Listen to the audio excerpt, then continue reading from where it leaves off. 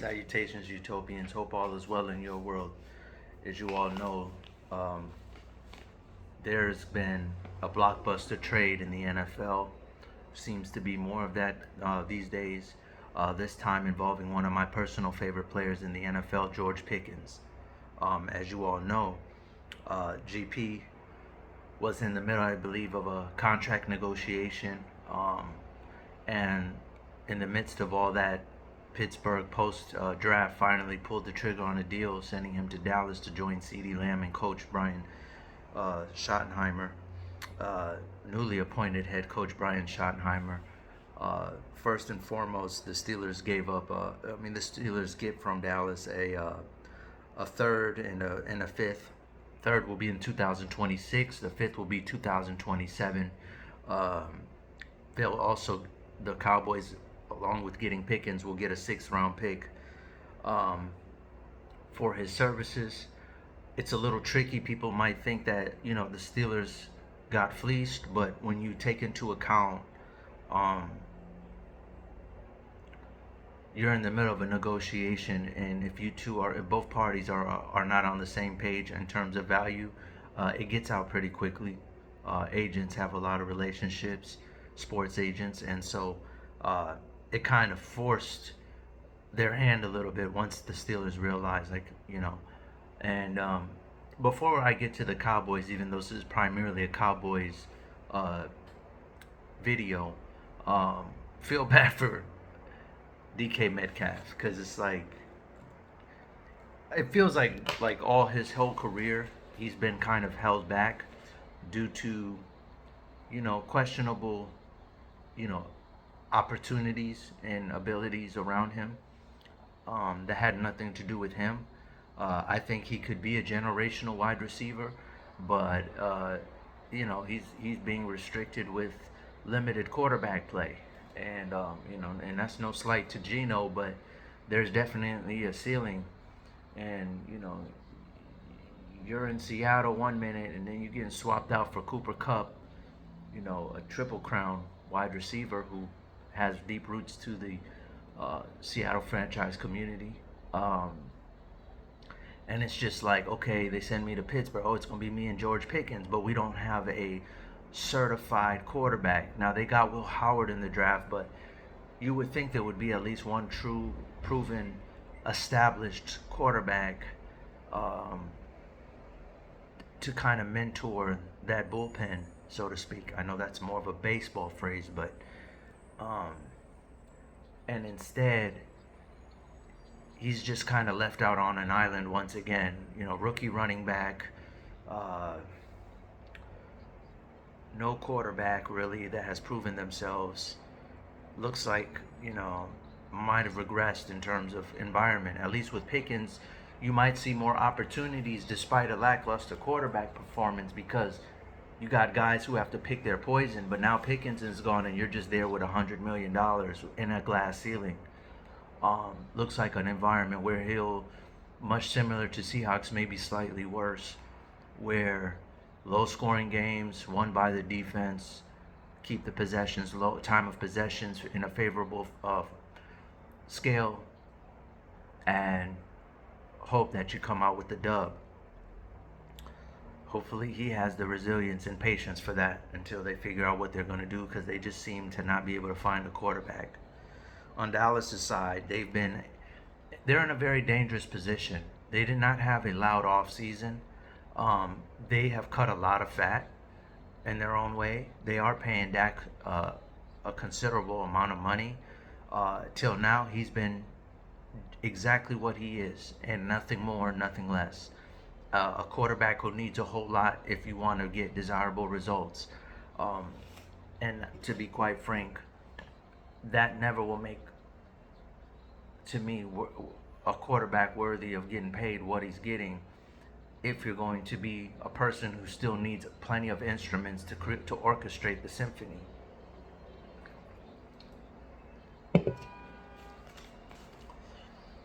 The Cowboys picked up Dante Fowler this offseason.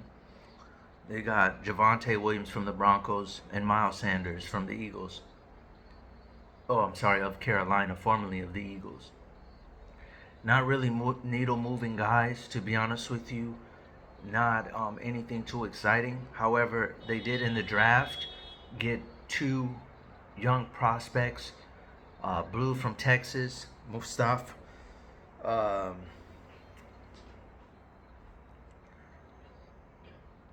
and they also got Mustaf in the sixth round. I can't remember. I can't remember the full name. Mustaf something. Phil Mafa. Phil Mafa. He's from Clemson.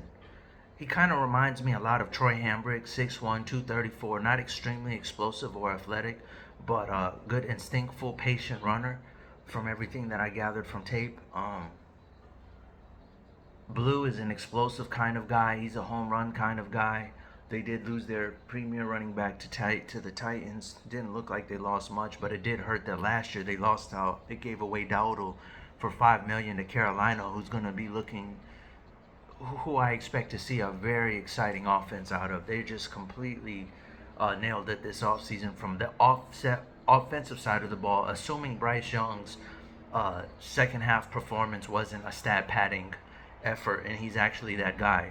He's already exceeded my expectations. I never thought Bryce Young was going to be this good, at least as good as he was in that second half. I don't know if defenses had their guard down, knowing that they're not really a threat, but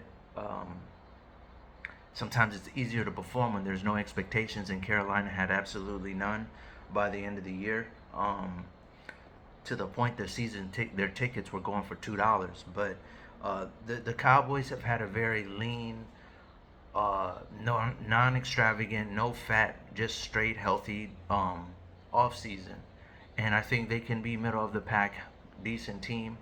They made some interesting adjustments in the locker room, putting Micah Parsons and Dak Prescott's lockers close to each other. That's an interesting move by Coach Schottenheimer, whose dad is Marty Schottenheimer, NFL OG.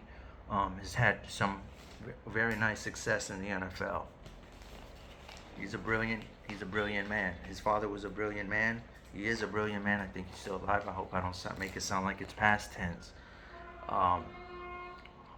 And so he knows how to make an imprint, which is a lot of coaches are, you're in a situation where you probably aren't going to be the guy. Put your blueprint on, put your DNA, put your identity on this, team that you're creating. You know what I mean? Don't come in there to be a secretary. Go in there and leave your mark, and let them know, like, if I'm going to go down, I'm going to go down with my vision, for better or worse, being, displayed. And I like that he's doing little things like that to let them know, like, this is my team. I'm not a fill-in. I'm not some carryover. I'm not trying to, I'm not Coach Prime. Whoever, these guys,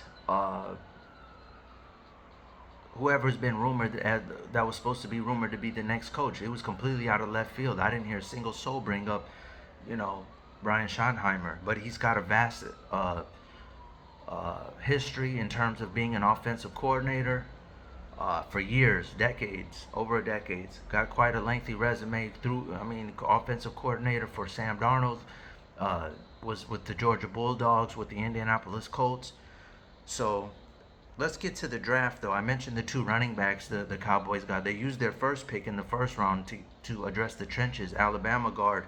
And so, that's a day one starter who, and their first round pick has drawn comparisons to Tyron Smith, who I think was assigned to a 10-year deal with the Cowboys.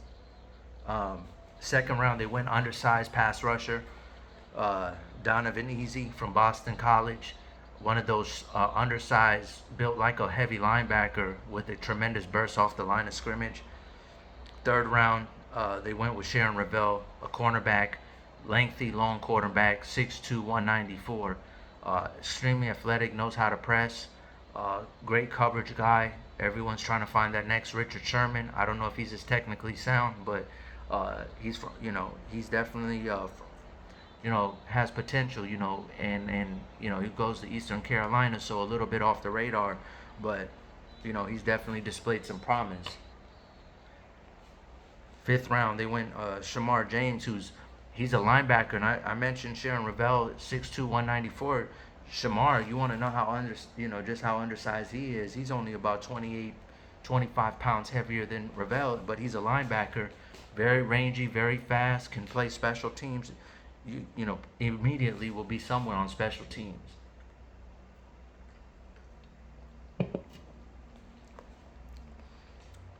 And as I alluded to earlier, they went in the sixth round.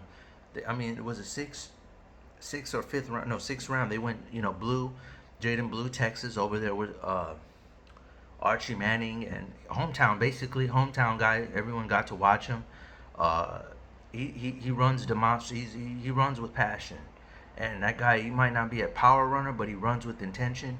He's very fast, very elusive, kind of guy. He was over there with Quinn Ewers and Archie Manning last year, Sarkisian. So he kind of has a clue about NFL offenses.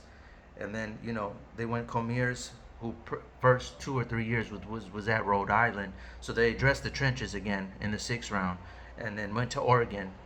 So you know what Oregon does. They like to play offense over there. So, and then the final pick was who I mentioned earlier, Phil Mafah, who I told you reminds me a little bit of, Troy Hambrick kind of guy out there, just real physical, big back, change of pace. And so, where does that leave Pickens? Well, it's ironic because I remember thinking to myself, why don't the Cowboys just trade Dak to the Steelers, treat him like Geno?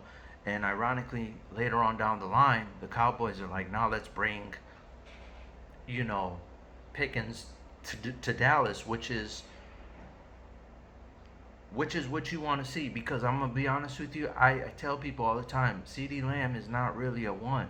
They love him over there. Dallas wants to rally around a WR1 so bad, but that's just, I don't think it's safe to make him, especially with the money he wants, to make him a one guy.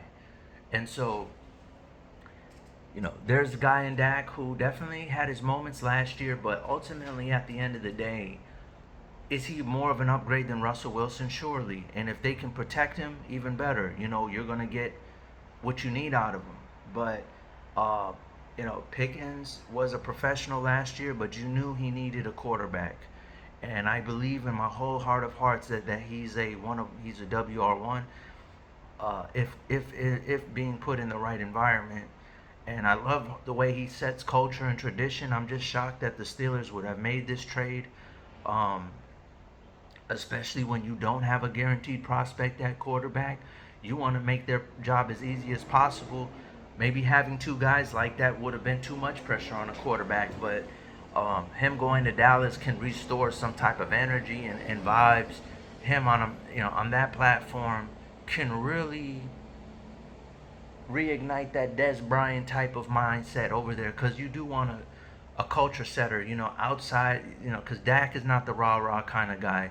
Micah Parsons has been doing a lot of FaceTiming out there for the Cowboys, but it's like you kind of need someone else also, and especially on the offensive side of the ball.